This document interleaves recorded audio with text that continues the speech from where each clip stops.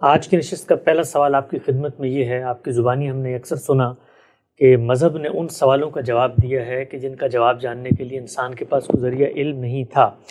ایک سوال عام طور پہ کیا جاتا ہے، انسانی علم نے اس کا جواب دیا کہ روح کیا چیز ہے، افلاطون سے لے کے فیثاغورس تک، اور پھر جدید فلسفی بھی ہر کوئی اس کو زیر بحث لاتا ہے، لیکن ہم یہ کہتے ہیں کہ بھئی اللہ تعالیٰ کی کتاب جو ہے اس معاملے میں ایک نیا ذریعہ علم ہے اور وہ ایک بات کرتی ہے۔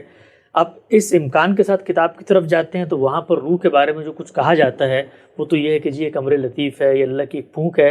ہونا تو یہ چاہیے تھا کہ جب ہم قرآن کو کھولتے جو جواب انسان نہیں دے سکے تو قرآن کو تو ایسا جواب دینا چاہیے تھا کہ فلسفیوں کو، حکماء کو، پورے کے پورے انسانیت کے علم کو دانتوں پسینے آ جاتا، لیکن اتنی سی بات کر دی جاتی ہے کہ جی اللہ کا حکم ہے، ایک امر لطیف ہے، اللہ کی پھونک ہے۔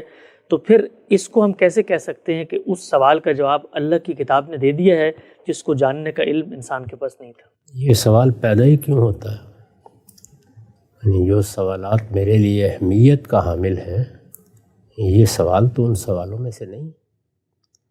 جو حقائق مجھے بتائے گئے ہیں وہ یہ ہیں کہ تمہاری شخصیت کا قالب اس زمین سے تیار ہوا ہے، وہ مادی قالب ہے، اور اس میں اللہ تعالیٰ نے تمہارے نفس یا تمہاری شخصیت کو پھونک دیا ہے۔ اسی کو عام زبان میں روح کہہ لیتے ہیں۔ یہ اللہ نے علم دے دیا۔ میری وہ شخصیت کیا ہے اس کو جاننے کے لیے تجربہ اور مشاہدہ کافی ہے۔ میں جانتا ہوں کہ وہ شخصیت شعور رکھتی ہے۔ وہ نہ صرف یہ کہ اپنے خارجی عالم کا شعور رکھتی ہے، وہ اپنا بھی شعور رکھتی ہے۔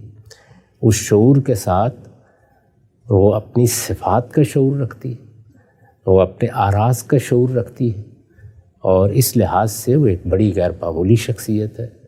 اللہ تعالیٰ نے اس کو حادثہ اخلاقی عطا فرمایا ہے، اس کو حصے جمالیات عطا فرمائی ہے، اس کو علم اور عقل سے نوازا ہے، بہت سی صلاحیتیں دی ہیں۔ یہ سب میرے تجربے اور مشاہدے کی چیز ہیں۔ ان کے لیے مجھے نہ کسی فلسفی کے پاس جانے کی ضرورت ہے، نہ کسی دوسرے سے کچھ پوچھنے کی ضرورت ہے۔ یہ کہ اس کی حقیقت کیا ہے، مادے کے لحاظ سے مادے کی حقیقت کیا ہے، نفس کے لحاظ سے نفس کی حقیقت کیا ہے، یعنی وہ کیا ماہیت ہے جس کو میں نفس کہتا ہوں، یہ کیوں اہم سوال ہو گئے؟ یعنی اس سوال کا مجھے جواب نہ ملے تو کون سا کم ہے جو اس کے بعد بند ہو جاتا ہے؟ یہ تو ایک تجسس ہے۔ میں ہر چیز کو جاننا چاہتا ہوں۔ ہو سکتا ہے میں یہ کہوں کہ میرے لیے ذرے کا دل چیر دیا جائے، میں تو آفتاب کے اندر اتر کے دیکھنا چاہتا ہوں کہ وہاں پر کس طریقے کی گرمی اور حدت پیدا ہو رہی ہے۔ یہ تجسس کی باتیں ہیں۔ تو ہر متجسس کو کیا اس کے تجسس کا لازمی جواب ملنا چاہیے؟ یہ کہاں لکھا ہوا ہے اور اس کے پیچھے کیا منطق ہے؟ یعنی قرآن مجید ان سوالوں کے جواب دیتا ہے جو سوال اس دنیا کی زندگی میں میرے لیے لازماً واضح ہونے چاہیے۔ یعنی مجھے پتہ چلنا چاہیے کہ میں کیا ہوں، انسان کی حیثیت سے میری شخصیت کیا ہے، میری شخصیت کو کس کس پہلو سے اس دنیا میں جواب دہ ہونا ہے، جو دین کا اصل موضوع ہے، اور وہ کس کس پہلو سے اپنے پروردگار کے حضور میں اٹھا کھڑی کی جائے گی اور وہاں اس سے کچھ پوچھا جائے گا۔ اس میں مجھے بتائیے کہ قرآن مجید نے کسی سوال کو تشنہ جواب رہنے دیا ہے؟ پوری طرح بتا دیا ہے کہ تمہاری شخصیت کسی مادے سے شعور میں منتقل نہیں ہوئی۔ یہ ایک بڑا سوال تھا، اور نہ شعور نے مادی لباس پہن لیا ہے۔ عام طور پر اگر آپ فلسفے کی تاریخ سے واقف ہیں تو یہ دو ہی جواب ہیں جو لوگوں نے دیے ہیں۔ عینیت پسند لوگ ایک جواب دیتے ہیں، مادیت پسند لوگ دوسرا جواب دیتے ہیں۔ قرآن نے فیصلہ کن طریقے سے مجھے بتا دیا کہ نہیں، تمہاری شخصیت دو چیزوں کا مجموعہ ہے، تمہارا قالب مادی ہے اور تمہاری شخصیت روحانی ہے، اور یہ آتی کس طرح سے ہے؟ وہ اللہ تعالیٰ کی طرف سے پھونک کی صورت میں صادر ہوتی ہے۔ نفخت فیہ من روحی، ان الفاظ میں اس کو بیان کر دیا۔ جس آیت کا آپ نے حوالہ دیا ہے اس میں تو اس کا ذکر ہی نہیں ہے، یعنی اس نفس کا یا اس پھونکنے کا یا اس روح کا ذکر نہیں ہے، وہاں وحی کا ذکر ہو رہا ہے۔ تم سے لوگ وحی کے بارے میں سوال کرتے ہیں، اس کی حقیقت کیا ہے؟ یعنی یہ کیسے ہو جاتا ہے کہ اللہ تعالیٰ اپنے ایک بندے کو، نہ ہم اس کی آواز سن رہے ہیں، نہ ہمیں پتہ چلتا ہے کہ کب یہ آواز آئی، اور ایک بات کہہ دیتے ہیں، وہ اس تک پہنچ جاتی ہے۔ تو یہ لوگوں نے پوچھا کہ یہ کس طریقے سے ہوتا ہے، تو بتا دیا کہ اللہ کے لیے ان میں سے کون سی چیز مشکل ہے۔ وہاں پر بالکل درست جواب دیا گیا ہے کہ اللہ تعالیٰ کے لیے یہاں کوئی ذرائع اور وسائط کی ضرورت نہیں ہوتی۔ یہ تمہاری دنیا ہے جس میں ذرائع ہیں، وسائط ہیں، تلاش کرو انہیں جا کے، اور دنیا میں جو چیزیں تم کرتے ہو ان کو دیکھو۔ چنانچہ آج ہم نے ہزاروں ایجادات کر لی ہیں جن میں اسی طرح آوازیں آ رہی ہیں، اسی طرح دور بیٹھے ہوئے لوگ بات کر رہے ہیں، جس کا تصور بھی نہیں کوئی کر سکتا تھا وہ ہو رہا ہے۔ لیکن وہ مادی علوم ہیں جن کے ذریعے سے ہو رہا ہے۔ کیا اللہ تعالیٰ کو بھی اسی طریقے سے کوئی انٹرنیٹ ایجاد کرنا پڑتا ہے؟ اللہ تعالیٰ کو بھی کیا اسی طریقے سے کوئی ٹیلی فون ایجاد کرنا پڑتا ہے؟ جواب یہ دیا کہ وہ امر رب ہوتا ہے، اور امر رب کس طریقے سے کلمہ بن جاتا ہے، کیسے اللہ تعالیٰ ارادہ کرتے ہیں اور کہتے ہیں کل فیکون، اور اس کے نتیجے میں یہ پورا عالم وجود میں آ جاتا ہے۔ وما اوتیتم من علم الا قلیلا، یہ تمہارے دائرہ علم کی چیزیں نہیں ہیں۔ تو ہمیں ان چیزوں کا جواب ملنا چاہیے جو یا تو ہمارے دائرہ علم کی چیزیں ہیں اور یا وہ ہماری دینی ضرورت ہے۔ قرآن مجید اس دائرے سے آگے بڑھ کر ایک لفظ بھی نہیں کہتا، اور یہی اس کے اللہ کا کلام ہونے کی دلیل ہے۔ یہ تو بالکل ہی احمقانہ بات ہے کہ جو سوال میرے ذہن میں آیا کرے اللہ تعالیٰ مجبور ہے کہ مجھے اس کا جواب دے، ورنہ میں نہیں مانوں گا کہ وہ اس کائنات کے پروردگار ہے۔ دنیا میں جو میرا دائرہ علم ہے اس کے لیے مجھے علم و عقل دیا گیا ہے، اور یہ کہا گیا کہ جاؤ جواب تلاش کرو۔ اور یہ ہم جانتے ہیں کہ انسان نے ہزاروں سوالوں کے جواب تلاش کر لیے ہیں اور کرتا چلا جا رہا ہے، اور ہزاروں نئے سوال پیدا ہوتے چلے جا رہے ہیں۔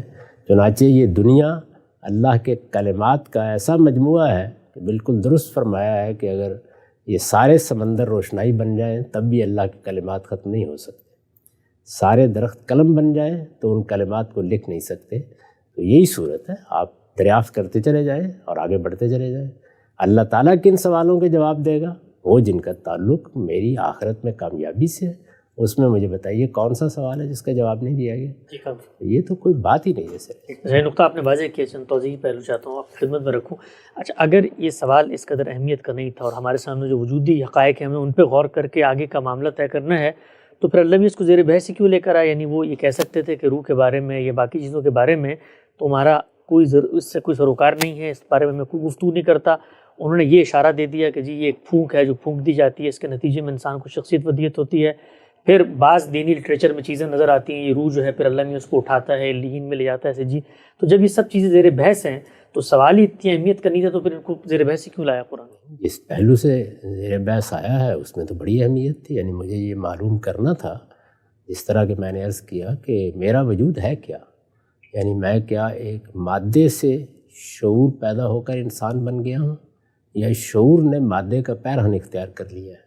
یہ سوال تو بہت اہمیت کا حامل ہے، اس لیے کسی سے میری شخصیت کی صحیح تعریف ہوتی ہے۔ اس کا جواب مجھے دے دیا گیا کہ کون سا حصہ تمہارا روحانی ہے اور کون سا حصہ جسمانی ہے۔ جسمانی حصہ میری تحقیق کا موضوع ہے، روز تحقیق کریں۔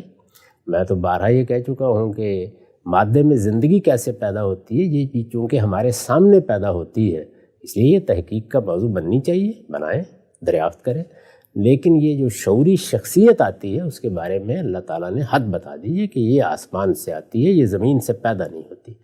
یہ تو ایک بڑا سوال تھا جس کا جواب اس لیے ضروری تھا کہ اس کے بغیر میں اپنی زندگی کی نہ حقیقت سمجھ سکتا ہوں، نہ اس کے لحاظ سے اللہ کی فرما برداری کی طرف بڑھ سکتا ہوں۔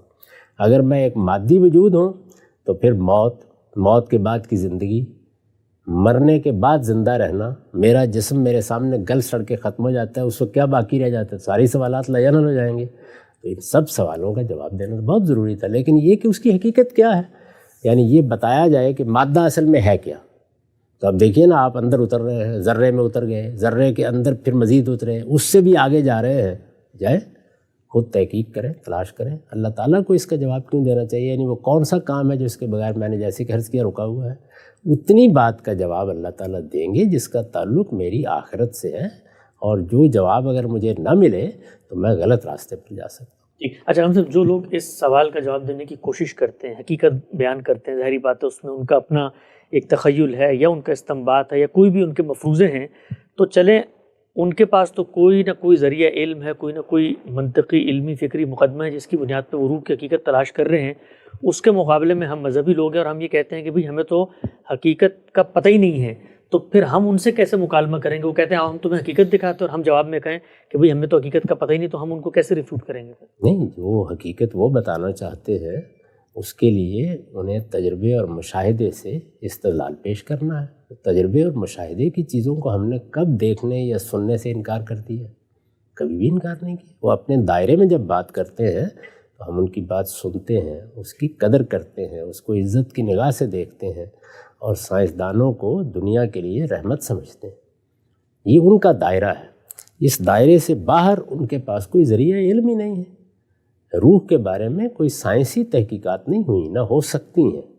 جو کچھ بھی سائنسی تحقیقات ہوں گی وہ مادے پر ہوں گی، اسی لیے دنیا میں بتدریج مادیت پسندانہ نقطہ نظر کا غلبہ ہوا ہے، اور وہی ہونا ہے، کیونکہ جہاں تک نفس کا تعلق ہے، نفس اپنے عمل کے لحاظ سے تو اس دنیا میں تحقیق کی چیز ہے، چنانچہ نفسی علوم رہے ہیں، بہت بڑے بڑے علوم، اس کی تاریخ ہمیں معلوم ہے، لیکن نفس اپنی حقیقت کے لحاظ سے آسمانی چیز ہے۔ یہ اطلاع دے دی گئی ہے اور اس طرح بتا دیا گیا ہے کہ انسان دو چیزوں کا مجموعہ ہے، اور اس سوال کا جواب اس لیے دینا ضروری تھا کہ موت پھر کیا چیز ہے۔ موت کی حقیقت تو مجھے معلوم ہونی چاہیے۔ اگر میں مادی وجود ہوں اور موت اور زندگی کی حقیقت وہی ہے کہ میرے عناصر میں ترکیب پیدا ہوئی تو میں زندہ ہو گیا، اور وہ ترکیب ختم ہو گئی تو میں مر گیا، تو پھر تو زندگی بعد موت کا کوئی تصور پیدا نہیں ہو سکتا۔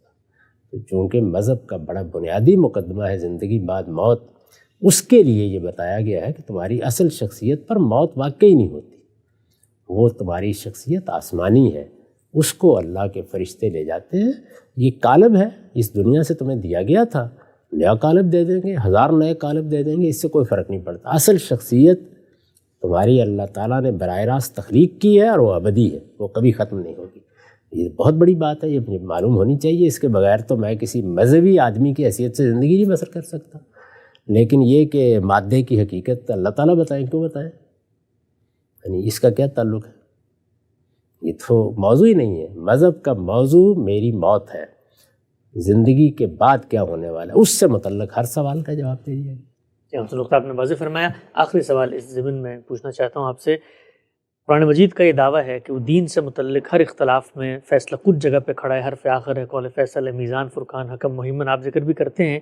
مجھ میں اور آپ میں اختلاف ہو گیا ہے جی کہ روح کی مثال کے طور پہ اب یہ تو دینی موضوع ہے نا کہ جی انسان کو اللہ تعالیٰ نے شخصیت دی ہے، اب میں اور آپ کسی بھی جگہ پہ کھڑے میں اختلاف کی، اور ہم قرآن کے پاس جاتے ہیں تو قرآن ہمیں آگے سے کہتا ہے کہ بھئی یہ تو تمہارے مطلب کا سوال ہی نہیں ہے، تو ہمارے اختلاف کا فیصلہ تو اس نے نہیں کیا۔ یہ سوال تو اصل پہ اس نے یہ بتایا ہے کہ تمہاری تحقیق کا موضوع نہیں ہونا چاہیے، یہ تمہارے دائرہ علم کا سوال نہیں ہے۔ یہ تو سب سے بڑا علم ہے جو قرآن نے مجھے دے دیا ہے۔ علم صرف سوال کا جواب نہیں ہوتا، میرے حدود بتانا بھی علم ہے، یہ بتا دیا مجھے، تو یہ جواب تو مجھے دے دیا گیا، اس میں بحث ہو کیوں؟ یعنی جس وقت کوئی انسان اپنے دائرے سے باہر نکلتا ہے تو اس کو یہ بتانا کہ یہ تمہارے دائرے کی چیز نہیں ہے بہت بڑی نعمت ہے، تاکہ وہ اس دائرے سے نکل کر اس دائرے میں تحقیق کرے جہاں تحقیق ہو سکتی ہے۔ تو اس میں کوئی اختلاف ہوگا کیسے؟